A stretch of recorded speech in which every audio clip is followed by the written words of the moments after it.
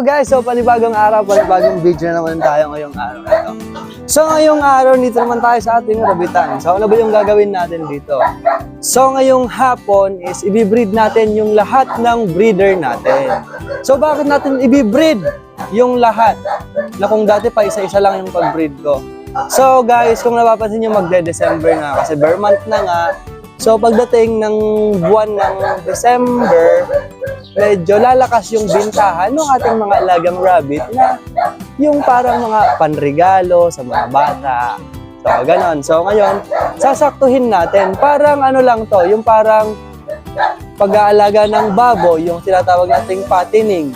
Siyempre mag-aalaga ka ng fattening pag yung may estimated na buwan ka kung kailan yung peak season talaga ng baboy na mas mahal. So ngayon, yung rabbit naman, ibibreed natin para sa December.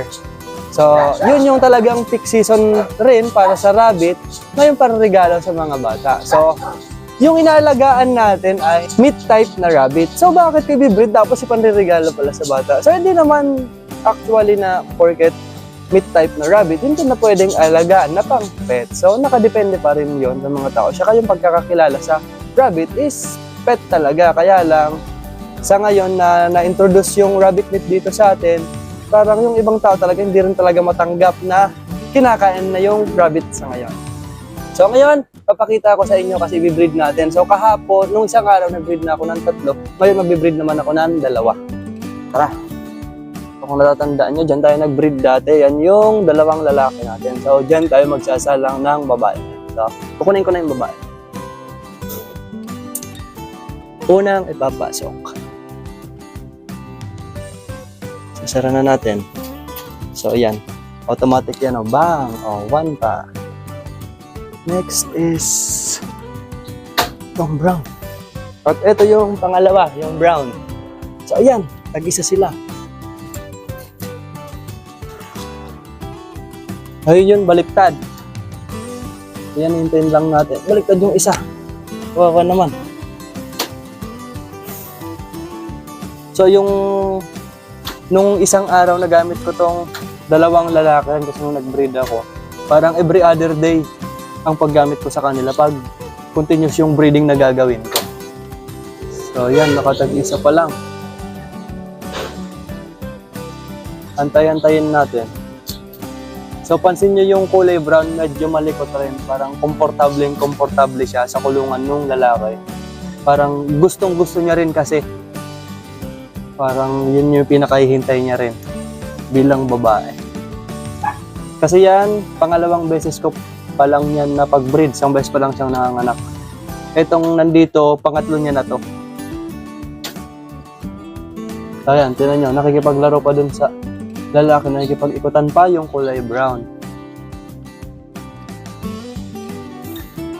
So yan guys, sa pag-aalaga kasi, lalo kung sa pag-aalaga yung gusto mong kumita, kailangan mong parang tanuhin rin o kailangan may naiintindihan ka dun sa ginagawa mo. Kasi pareho niyan, hindi pwedeng yung breed ka lang ng breed nang wala kang susuplayan o wala kang pagdadalhan mo na yung kukuha sa'yo na regular o yung parang para bang alam mo ba na kung talagang may mabibili ba to sa'yo o hindi. Hindi yung mabara-bara kasi kayo rin yung may hirapan.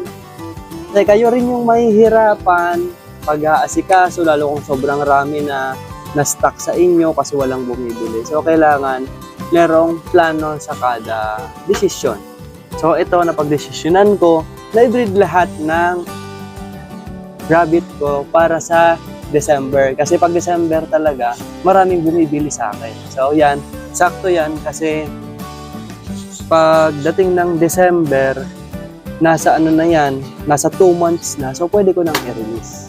So sinakto ko lang yung buwan ng bare month. So kasi isang buwan lang naman silang magbubuntis. So yung brown, baliktad na naman.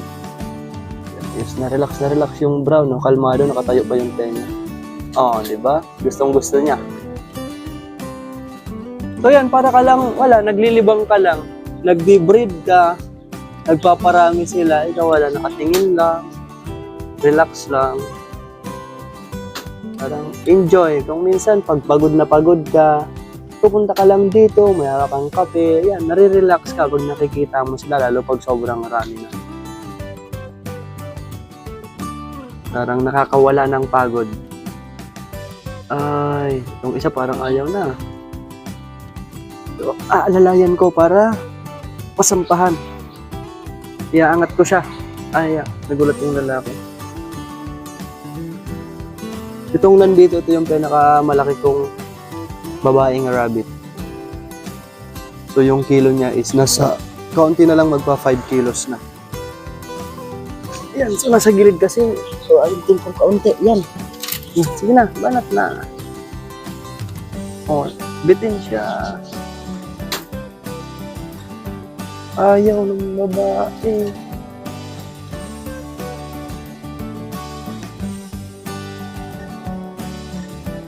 So, ayaw na ng babae.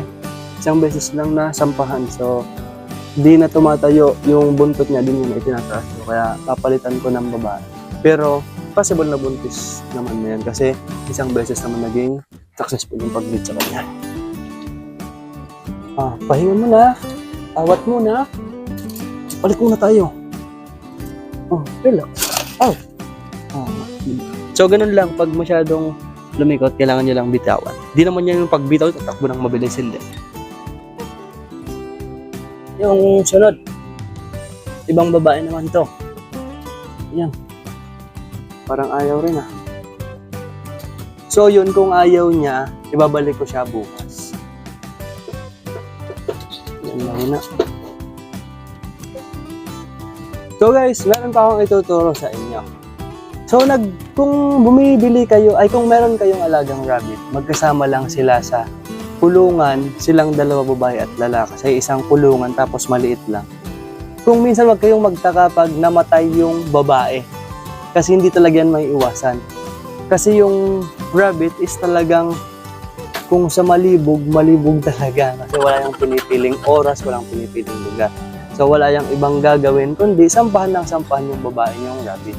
So mabubugbog siya, mamamatay yun kasi masyadong mabubugbog na, may stress.